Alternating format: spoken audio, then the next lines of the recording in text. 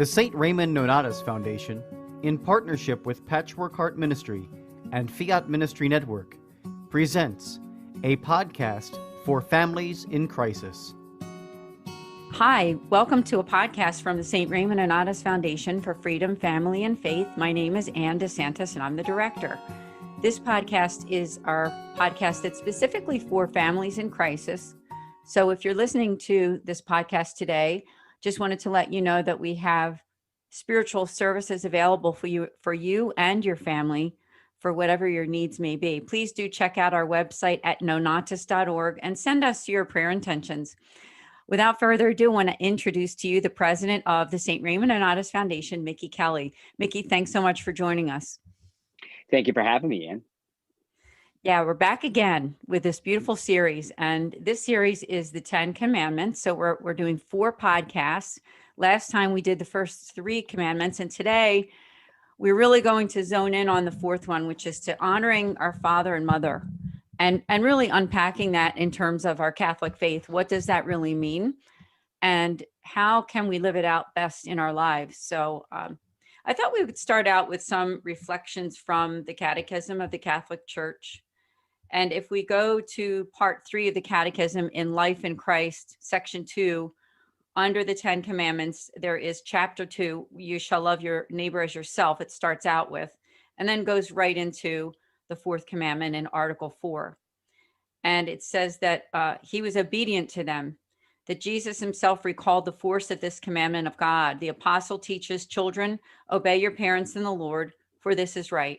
Honor your father and mother. This is the first commandment with a promise, that it may be well with you and that you may live long on the earth. I'll just read a little more. It says the 4th commandment opens the 2nd table of the Decalogue. It shows us the order of charity. God has willed that after him, we should honor our parents, to whom we owe life and who have handed on to us the knowledge of God. We are obliged to honor and respect all those whom God, for our good, has vested with his authority. So, Mickey, I didn't know if you had any thoughts on that. I mean, we're going to unpack that for the next hour during this podcast. Yeah, I mean, I was kind of thinking of myself. It also reminds me a line from Exodus 20, verse 12, in which it says, honor your father and your mother so your life will be long on the fertile land that the Lord your God is giving you.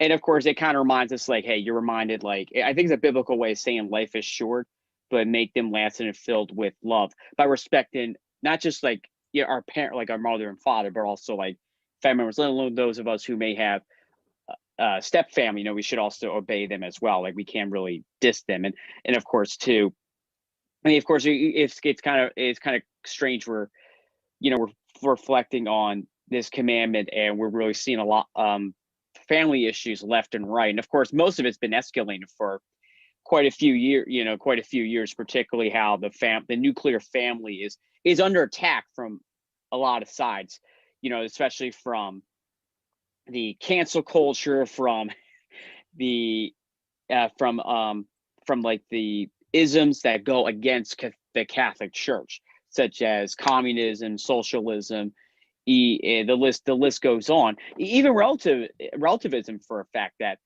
children don't have to listen to their parents; they can just give in to what the culture says. When in reality, the parents are the first teachers in our lives. And of course, from a homeschool and mom perspective, you should know full well where I'm coming from with that statement, and I'm sure you like to go like deeper into that. But of course, there are times like you get out of hand. There's I like to call it the tough love, where your parents could take away maybe the games. They could discipline, like physically discipline you, like hit you with a spoon, hit you with a fly swatter, hit you with hit the open palm, so to speak, just to knock some sense into you. And of course, like I know there's like some debate over that. However, I'm sure like most parents are different. However, one thing I would hope is a lot of parents do guide their kids to telling them what is right and what is wrong, especially in their early childhood development. No, that's a great reflection there, because there's a lot of different aspects when it comes to honoring our father and our mother. And certainly we've heard of people who have gone into the physical realm with discipline and things like that. I'm not sure how much we'll get into that on this podcast, because we probably want to reflect on also the just the dutiful aspect of it, right? And also that we're honoring God in this way in particular, right? Because we're honoring our parents, we're also honoring God. And I just found something from Catholicity too. And I'll just read a little bit. It says that this commandment begins the second table of the 10 commandments and shows the correct order of charity. After God, we owe honor first to our parents who have given us life. We must also obey those to whom God has given his authority. This commandment speaks of positive duties, introduces the commandments which regard specific duties, and constitutes the foundation of the church's social doctrine. I think that's interesting too. And just one last piece here. It says that the commandment speaks first to the children concerning their parents, the most universal relationship, but also requires honor toward elders and ancestors. The commandment extends to pupils, employees, and citizens in their relationships to authority. The commandment presupposes the responsibility of those in authority, parents, teachers, and leaders.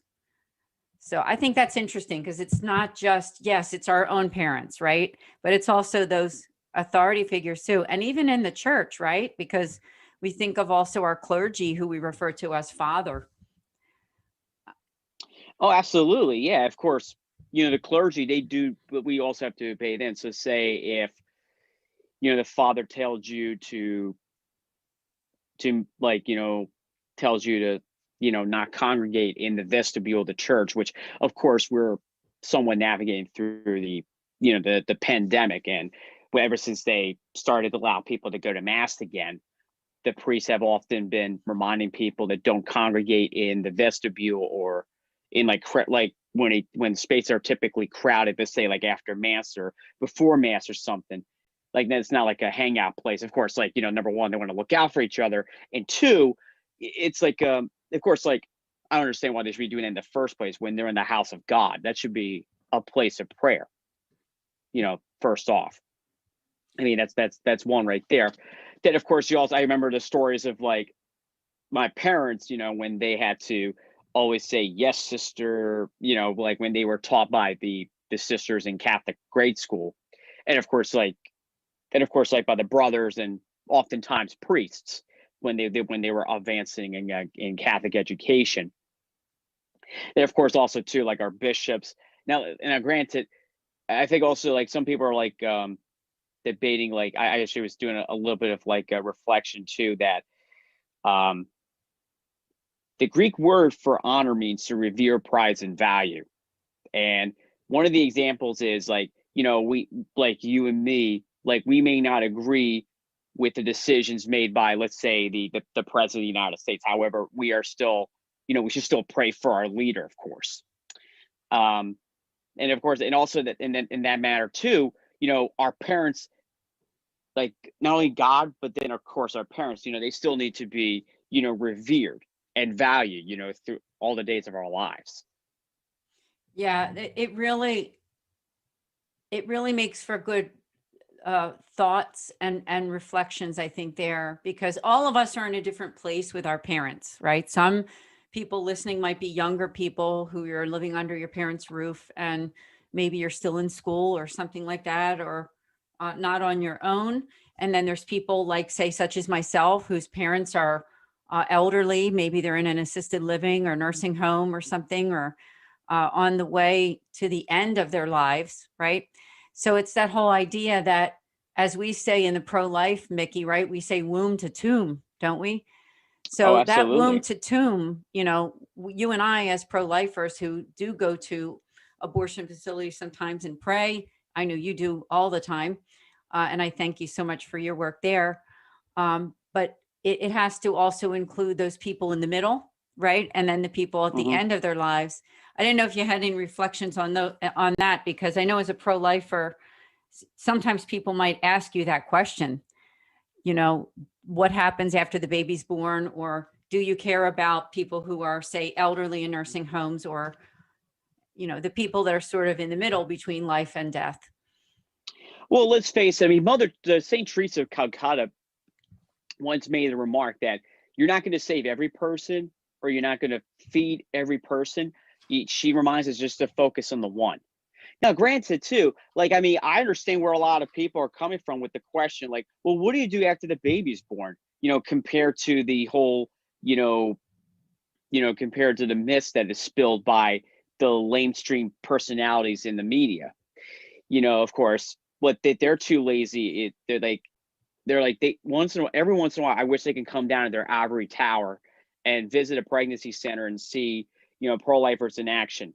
In fact, I'm actually participating in an almsgiving opportunity with a young adult group to help the Sisters of Life to collect baby items, because they're running low on them, because I think their client base has grown ever since they became president of Philadelphia about a couple of years ago.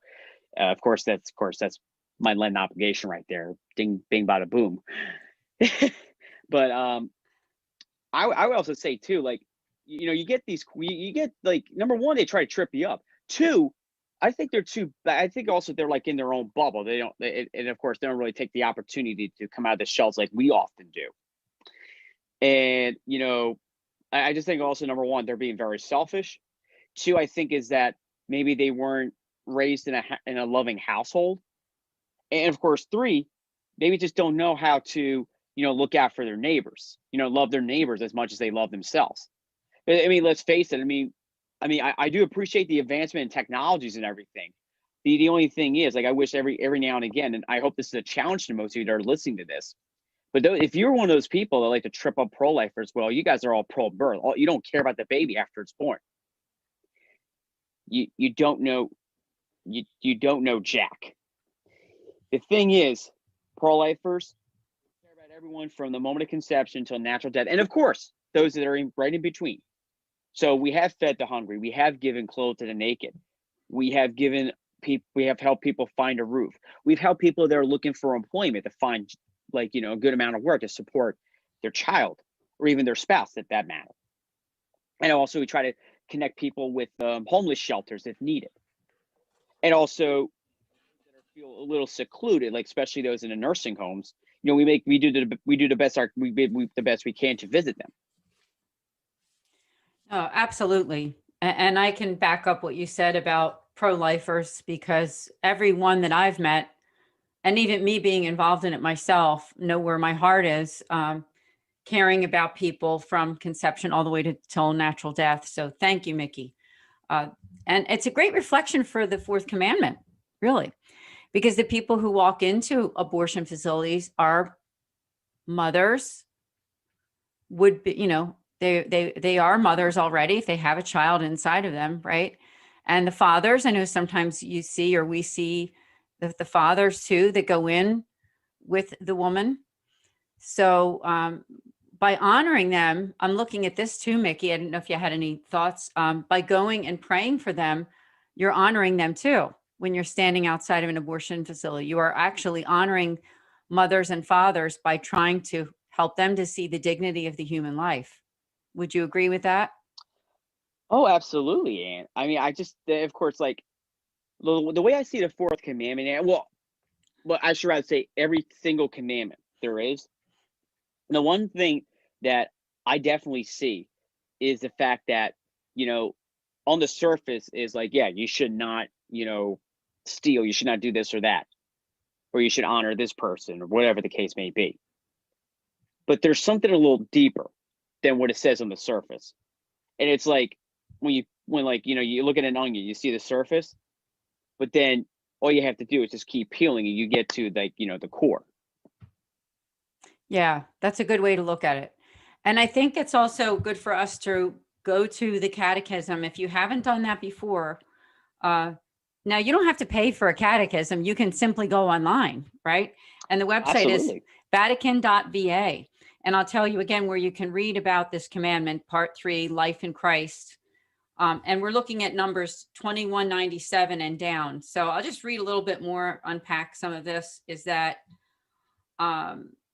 This commandment includes, now I'm going to repeat a little bit here, presupposes the duties of parents, instructors, teachers, leaders, magistrates, those who govern, all who exercise authority over others or a community or persons. Observing the fourth commandment brings its reward. Honor your father and mother, that your days may be long in the land which the Lord your God gives you. Respecting this commandment provides, along with spiritual fruits, temporal fruits of peace and prosperity. Conversely, failure to observe it brings great harm to communities and to individuals. I mean, that's a lot to unpack, isn't it? Because like For I sure. said, we think of it in terms of honoring our own parents. And yes, it is that, right? It's Aunt Mickey honoring your parents and me honoring my parents.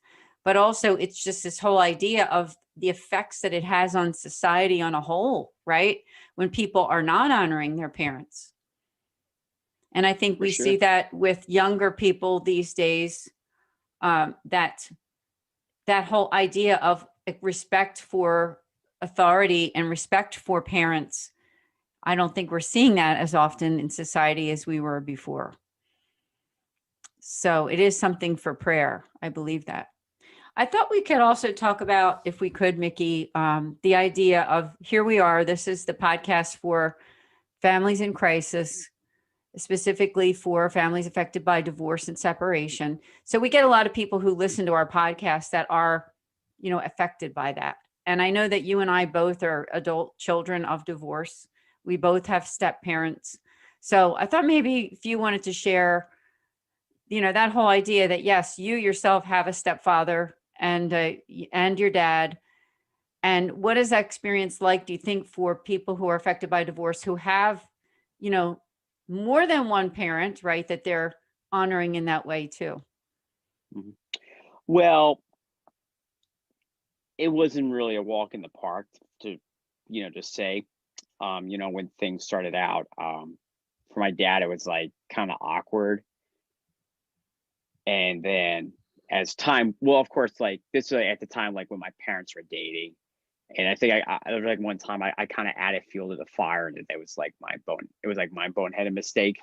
Like I was trying to get my stepdad to hide from my dad because I was afraid there was going to be like fist fights or whatever it is. And then I would say by the time I was like in the eighth, by like the time I was like in junior high, things kind of calmed down. They were starting to chit chat. They were, conversing and whatnot. It got to the point where my dad was gonna offer to take my stepdad target shooting because he had like when my stepdad was working for the VA. He was a nurse at the time.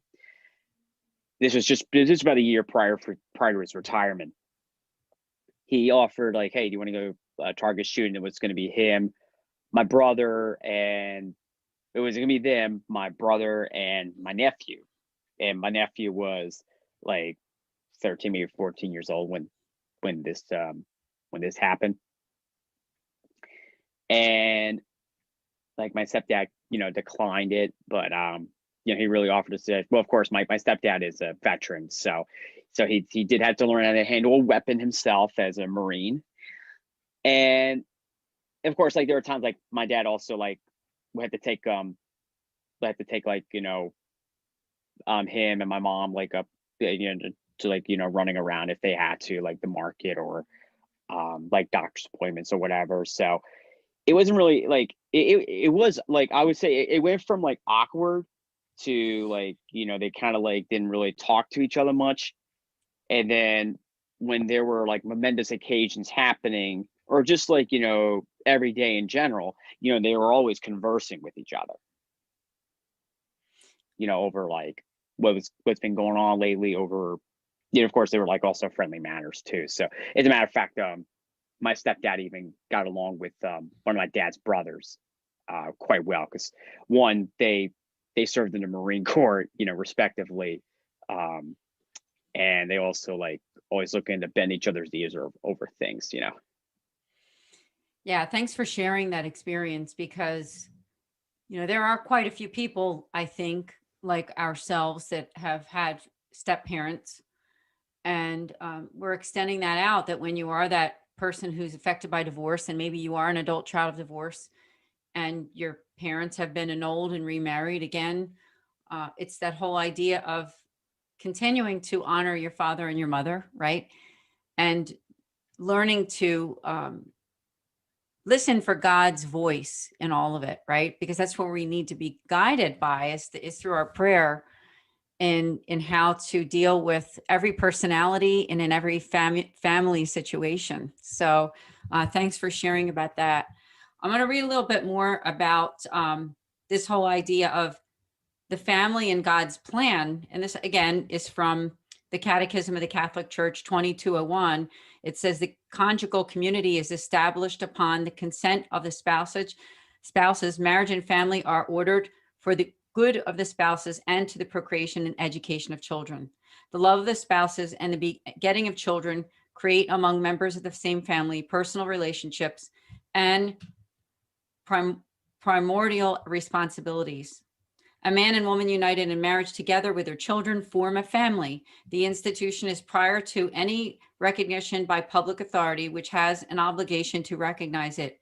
It should be considered the normal reference point by which the different forms of family relationship are to be evaluated. I mean, there's a lot more, but point being is that God ordered the family, right? God ordered the mother, the father, the children. And it is a domestic church. And so just like we honor our priests and our bishops, right?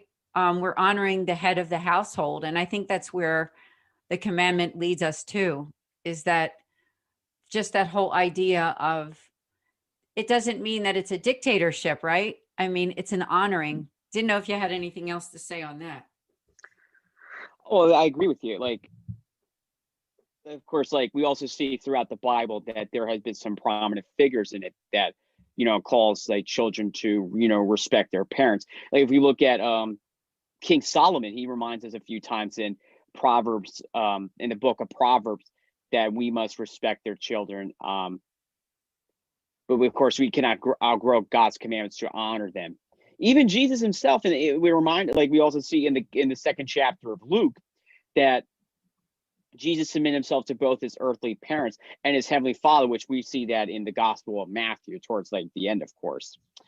Then, of course, we also see in the letter, and also the prophet Malachi, as well as Hebrews, that we are called to also follow Christ's example to treat our parents, that we should reverently approach our heavenly Father. Yeah. It's very, very true. Our Heavenly Father is also someone we should be honoring, probably in the greatest of ways. And by that, it's actually following the commandments too, isn't it? And the Beatitudes. Not that the Beatitudes are rules and regulations. I mean, they're guidelines of faith that we can grow, right? And become better Christians. Mm-hmm. Yeah, I mean, hey, there's a reason why the Catholic Church has rules. And it's not just to try to scare people away or whatever, of course, I mean, like, why else do you think there are, why do you think there are 3 strikes and you're out in baseball, or you don't gain 10 yards before 4th down? Why do you think that exists in football? And then again, why do you think the referees throw yellow flags if you're caught interfering in a pass, you're holding a receiver when you're defending, or you're just caught, holding someone with your arm or whatever in the middle of a play? Why do those rules exist? I mean, as a matter of fact, in hockey, they have a thing called the penalty box.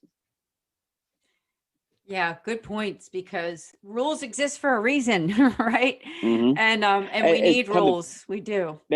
And come to think of it, actually, it just occurred to me that the 3rd Sunday of Lent, really the first reading reflects on all 10 of the commandments, which of course, Moses goes up to Mount Sinai, and we have the theme of 40 again that pops up once more. And this time Moses is up there for 40 days learning about the law of God, which is, you shall not. Of course, we covered the first 3 commandments the last time we had this wonderful podcast, and now we're like kind of kicking off the commandments in which we learn how to love not just our neighbors, but of course, ourselves. And of course, we're going to delve a little more into it later, into the next round of the next couple of podcasts, of course. That I guess another thing too, it's like we're also reminded that and of course we also see in the Gospel of Matthew that Jesus even tells the Pharisees in Matthew chapter 15 that we are that they remind the Pharisees of the commandment of God to honor their father and their mother. And of course, as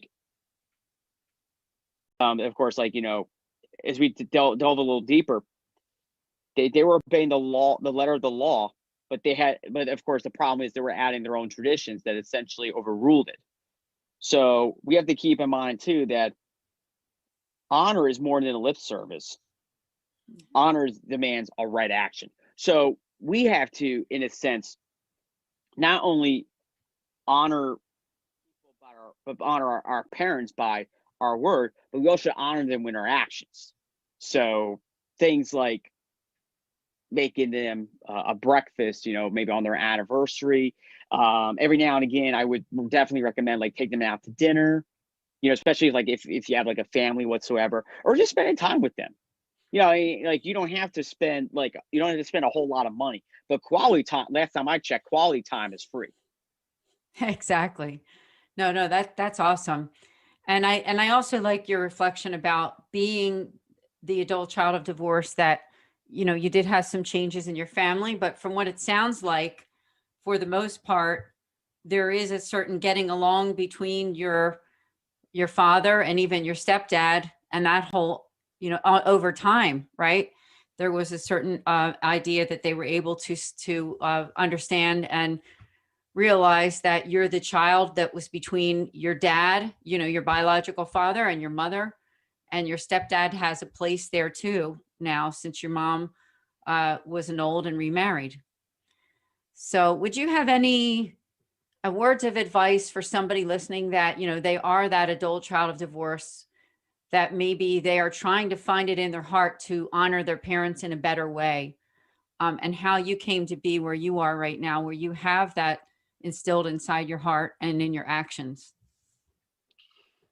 Well, first thing I would definitely recommend is don't add fuel to the fire, especially if there's if let's say your mom is dating, someone that could potentially be your stepfather, or vice versa, your dad, potentially the stepmom. That's first off. But I mean, I should rather say my first advice is, pray for them. I don't think you'll exactly know the whole details of what went down between your parents that they had to split. It could be good reasons. I mean, I wouldn't say everything was good, but maybe there were some bad reasons. For me, of course, there was the lack of love between my parents, and it really shows, because I used to, and there oftentimes that there was a lot of yelling in my house, and there were times my mom wasn't really that calm, and of course most of the time was correcting me and my older siblings. So first off, pray for them. Two, don't instigate anything. Just let God take control of the situation. I mean, I think that's very essential, especially if you hope it's something fruitful can come out of it.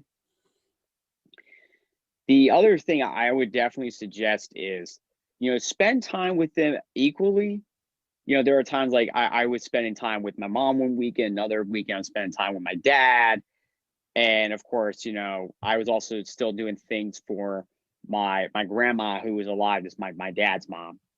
And also too, with my surviving grandfather on my dad's side, doing things for them, whether it be simple chores or whatever, or just just sitting around. My favorite thing with my grandma would be she would ask me in the morning, "Did you have your orange juice yet?" And I would probably say no. So I would pour a thing of orange juice, or oftentimes I would get her a bowl of vanilla ice cream, and I would oftentimes join her. We would be watching reruns of Law and Order or something, and she would be so quick to point out who is guilty of that crime, like who killed this person, who killed that person. It's kind of hysterical just watching stuff like that. So, in fact, her birthday was on the 26th of February. It just occurred to me on that one. So, she would have been 87, and I'm sure she would have been really proud to hear me if she was eager to get with the times a little bit, because I don't think she was really a big fan of technology. Wow. But that's okay. Yeah. But she had a TV and she was all good. Thanks for Yeah, sharing your reflection on that. Because, our grandparents and our elderly relatives that have gone before us, they're somehow, some way, we always pray for their souls, but we know that they're always with us somehow, aren't they? Mhm. As a matter of fact, the past couple of years, I've made sure that they were included in the mass intention calendar for the upcoming year. In fact, usually I have my dad's father included for the usually like in March. His birthday is the 11th, so he's like roughly like 2 weeks before my dad's birthday, and it's very fitting. Like it was just a week before the feast of Saint Joseph and St. Patrick's Day. So it's a bit of like very fitting that I have a mass offer for him. But oftentimes I will also offer mass for him on the anniversary of his death. And then of course I would also, but then I just thought, I just thought there were too many people to fill the calendar up for. So I just thought, like, the deceased, generally speaking, like the deceased members of like my my dad's side of the family. And then I'll also do the same thing for like my mom's side, like my grandma's my maternal grandma's like maiden name, her family. Then of course like my maternal grandfather's family. So, and no question about it, they really appreciate that. I'm glad you brought that up, offering masses. Isn't that important? I mean, and I don't think everybody's doing that, but it is really a way, to be quite blunt, it's an way to honor father and mother, isn't it? Especially for people listening that their parents are deceased or their grandparents. So thank you for bringing that up, because I think it's a really a perfect thing for us to reflect on doing. Giving a mass or offering a mass for someone is probably the best gift you can give. So I think God definitely was working through you when you brought that one up for this podcast. So thank you. I wanted to reflect on something I just found from rosarycenter.org on the 10 Commandments, and specifically on the fourth commandment. It says that it is a positive commandment directing us to do something good rather than avoiding something evil. To honor parents is an essential element of family life and the family, whether it is composed of those related by blood or a voluntary organization of individuals who elect to share their lives for the common good. It's the social unit which establishes the fundamental basis of the church's social teaching. That's interesting, isn't it? So doesn't it really combine together with the domestic church, but then extends out to people that we are around in our neighborhoods, communities, cities, diocese, archdiocese? I mean, it just all comes together, doesn't it? I really think that it comes together that way. When you think about how it grows, it starts in the home, right? Oh, absolutely. As a matter of fact, I mean, of course, of course, just fitting that we had the World Meeting of Families for the first time in the United States and in Philadelphia, and the theme actually was the family fully alive, which kind of derives from a quote from Saint Irenaeus, and there's like something borrowed from it, and then it in turn it became the theme of the gathering. And one of the things that like that we could really draw away from it is that like the family's a domestic church, and in order for society to survive, we really need to defend the nuclear family.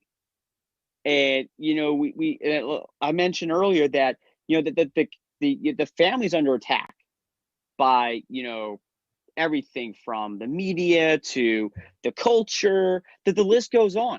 Even people that we deemed as public servants, they're oftentimes, like, their policies or their ideas they are fallen short. And of course, most of it is not centered around, teachings of social, Catholic teachings, of course. Most of it is contrary to it. But we as Catholics, we have a duty to defend the family. And even in one of the warnings from Our Lady of Fatima, she reminds us that the family will be under attack. And we have an obligation to defend it. And when the family's gone, so goes society. So we have to be, and of course, let's face it, if we are authentically Catholic, we must be eager to, be at the ready, be the church militant, be in the trenches, so to speak. Fathers, that head the households, making sure that they're providing for the families, leading prayers oftentimes, the mother, nurturing their children, whatever case, from time to time. So, but also too, like, of course, and of course, one of the pillars of the family is prayer. Even if, servant of God, Father Patrick Payton, who's very known for his rosary crusades, and as a matter of fact, we're going to need more of it nowadays. If we look at how we are in the 21st century, we need more rosary crusades, and we need more families praying. And in order for that to be a success, we need to get the fathers involved. You forget about this whole, feminism saying like, oh, men are no good. The last time I checked, men are essential in our society, whether it's the workforce, whether it's, defending their spouse, their children from the snares of the devil, coming at them at all forces, whether it's from those that claim to be teachers, but they still want to spill, the indoctrination on them if they, once their kids are in this classroom. I mean, like I said a moment ago, the parents are the first teachers. And they do have a right to say, no, I don't want your kids in this program, or no, I don't want your kids, be involved with this or that. And there's a reason for it, and of course, like, number one, I would say thank them later. Two, the parents are trying to make the best decisions for their kids possible, even if it means guiding them to walk in the path of Christian perfection. No, that's beautiful. And I love what you said about the fathers being the protectors of the families. It's not a bad thing because, like you said, there's a mixed message with feminism. Real feminism is a woman to be able to live out the mission that God has set for her, right? And not all these mixed messages of what society puts on women. Not to say that there's nothing wrong at all with having a career and with being able to help earn income for your family if needed, right? I mean, I myself was a stay-at-home mom for years. I know that not everybody's able to do that. A lot of women do work, when they're the mothers in the household. But the point being is that real feminism is about being able to live the mission that God has set before you as a woman with your own special talents, right? Everybody has their own gifts and talents, mothers, fathers, children, young, old, middle age. So that's something to consider. It's a whole idea of honoring everyone in society.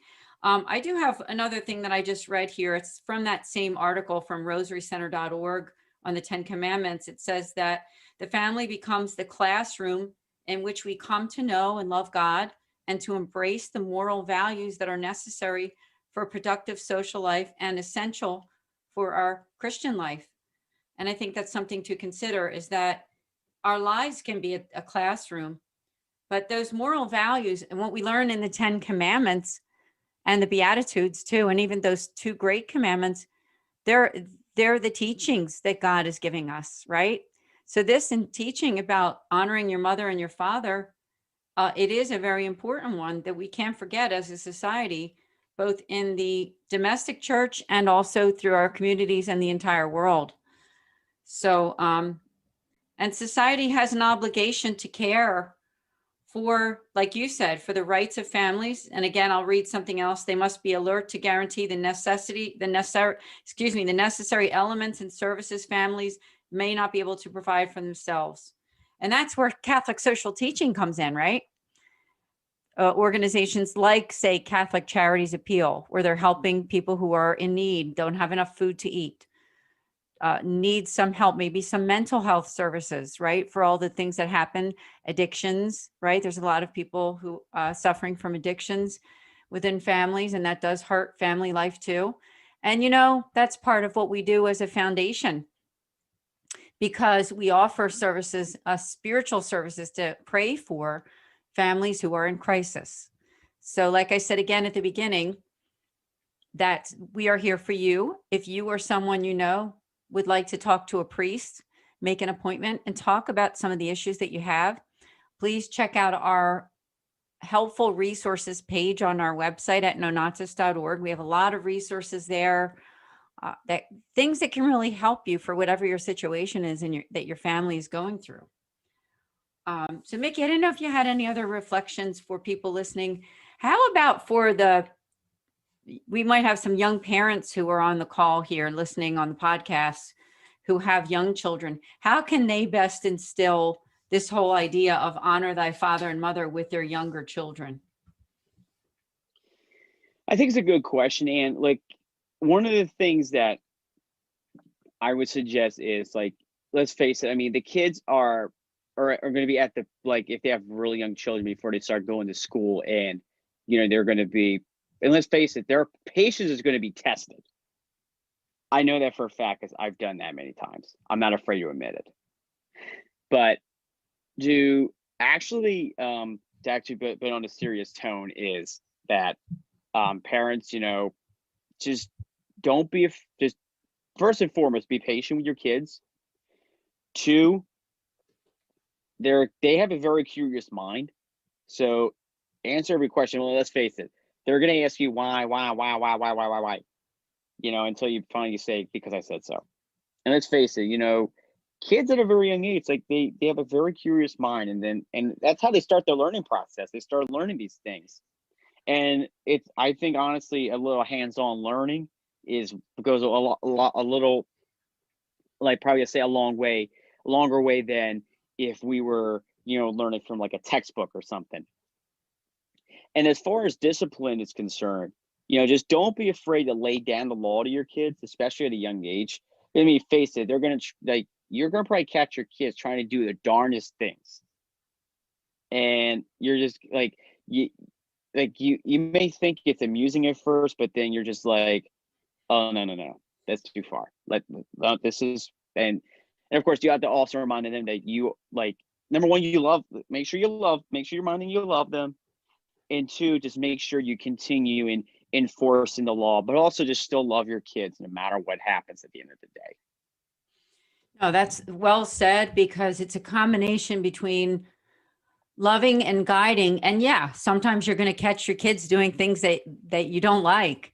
And that's why we need to exercise to them and let them know how important it is to know and understand, like, that fourth commandment, right? I mean, because we as parents, I think we have a responsibility. And you were talking to me about homeschooling. And so for me, I have two daughters, as you know, Mickey, and we were home for many years. And so being that opportunity of being the homeschooling mother was that I had that opportunity to be with them pretty much all the time, aside from when they had activities outside of the house. So, but with each parenting stage, right, it's different at each stage. No matter, your little kids, your kids that are under the age of 3, and then you have, like, say 4 to 7 or 8, and then 8 or 9 up until the preteen years, and then the teenage years. So with each of those stages, it's different. But I think the whole concept of that respect for the parents has to be instilled, right, at a young age. I'm just speaking from my own experience, but and also looking again at this article that I found, I think there's something else that it talks about, the idea that the role of education is very, very important When families function properly, children grow to see elements of their own families in the world. In their peers, they see reflection of their brothers and sisters, and in each person, they see an individual who is a child of the God who has revealed himself as our Father. And then I'll just read a little bit more. It says, thus the neighbors we pray for are not faceless, anonymous others, but become individuals with hopes, dreams, and needs, deserving respect, compassion, and care.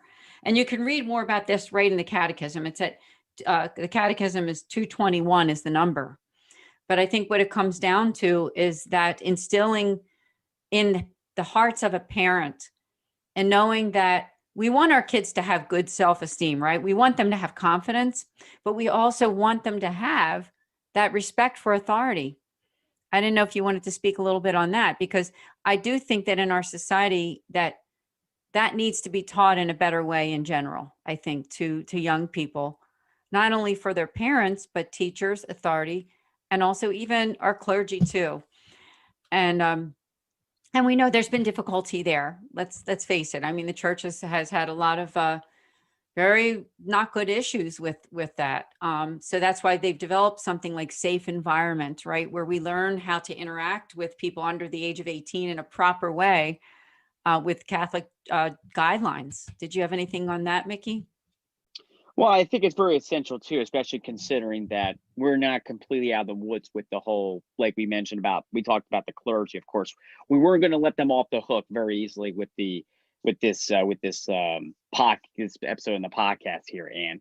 So some of the things too is parents too, if you really suspect any of the priests kind of like acting very strange, my suggestion is definitely to discuss it with the vicar of the clergy, or let alone also if you have to like go next step, like go like completely up, just make sure you inform the authorities about it. That's very important.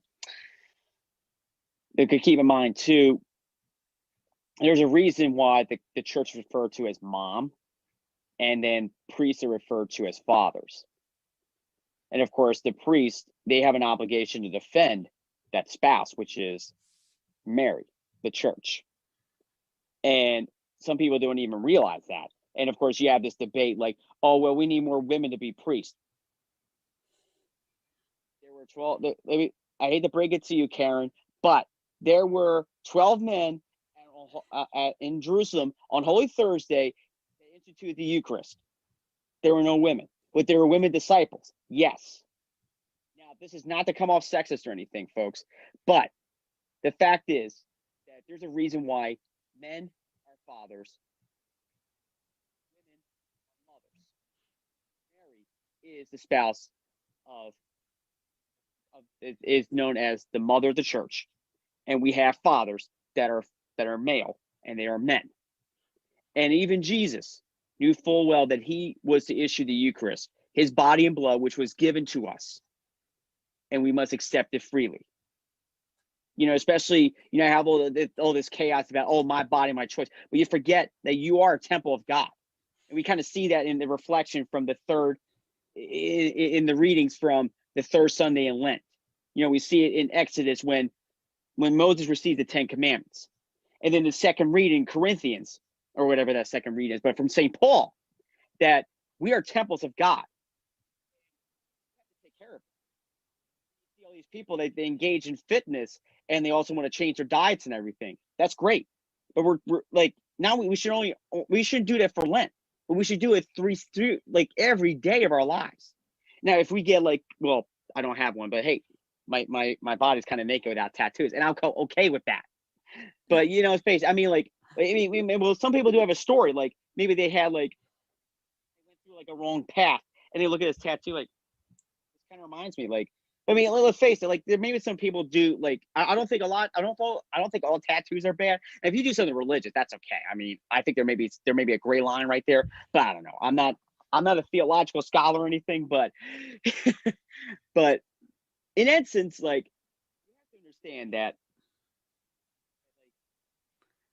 Like we also keep in mind too, like we should not also just like, not just like we have to be careful how we interact with people. And it's not just like, priests, like, with children, but also with us.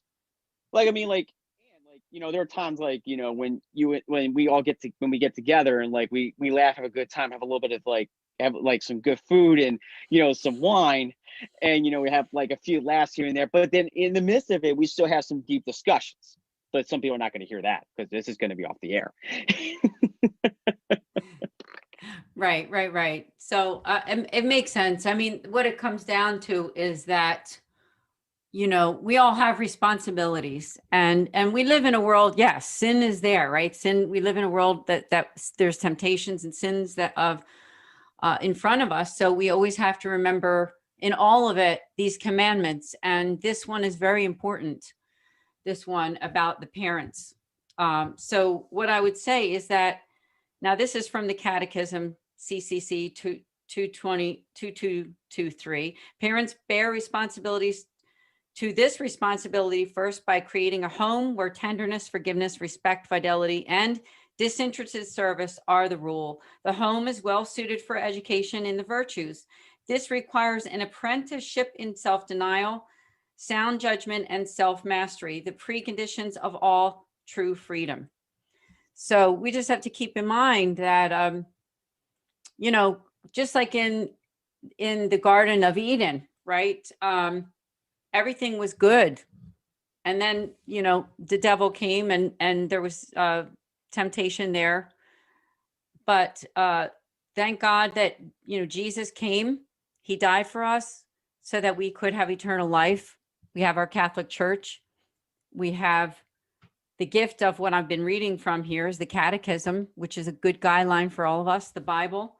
I want to mention too that in Exodus 22-17, you'll find the 10 Commandments, and also Deuteronomy 5:6-21. So, read your Bible. And at the time that we're taping this, it is during Lent, but by the time it gets aired, it's going to be in the Easter season. It'll be in April. Mm-hmm, so, for sure. But it's still good for us to keep in mind that, God is calling us all the time, isn't he? Through his Holy Spirit, he's calling us to be better people. He's calling us to live who we are. Doesn't mean we're going to be perfect at times. And, it's not a bad thing, for us to enjoy time with our families, laugh, have dinner, a glass of wine, just like you mentioned a few minutes ago. No commandments broken there when you're just having a good time with friends and honoring one another in our conversations. But we do need to, there's a seriousness of life too. And we always want to go back to that and remember that we need to care about people. We need to care about our elders. We need to respect others. And we need to remember that this commandment means something, right? This particular one. And for me, where I am in my state of life as a person in her 50s, you get parents that are older. And we need to respect and honor them no matter where they are, sick or deceased. My father happens to be deceased. So of course I offer masses sometimes for him and prayers. And we have to just try our best. Life is not perfect, but we are called to love others and be the people that God has called us to be. Absolutely. That's right. Did you have any final words? Because I know we're going to be ending in just a couple minutes. And so we have 2 more podcasts where we're going to unpack the rest of the commandments. And so join us this is the Families in Crisis podcast, and it's held the last Thursday of every month at 8 p.m. Eastern time. I think we covered it all, and just wanted to remind people, just don't forget to honor your parents, your elderly, living or deceased. And some of the things you can definitely do is like offer a mass for them, offer a rosary for them. Let alone, I also would suggest, like, the next time you go before Jesus in the Blessed Sacrament, offer a holy hour for them. Yes, very, very important. Mickey, and also too, if I also may add too, don't forget the priests, because they should, you should hold them to a high esteem as well. Because And let's face it, you have no idea what they go through day in and day out. I mean, it's one thing you see them on the pulpit every given Sunday, but you just don't know what happens during the other 6 days of the week.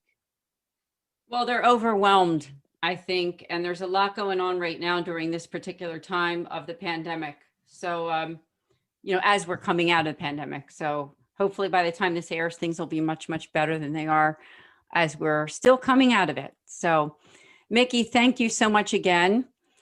And I want to ask all of our viewers also, and our listeners, I should say, to do connect with us at nonnatus.org. Thank you so much. And we will see you again next month here on the St. Raymond Nonnatus Foundation Families in Crisis podcast. God bless. Thank you for listening to this podcast. For more information about the St. Raymond Nonnatus Foundation, visit nonnatus.org or email director.srnf@gmail.com.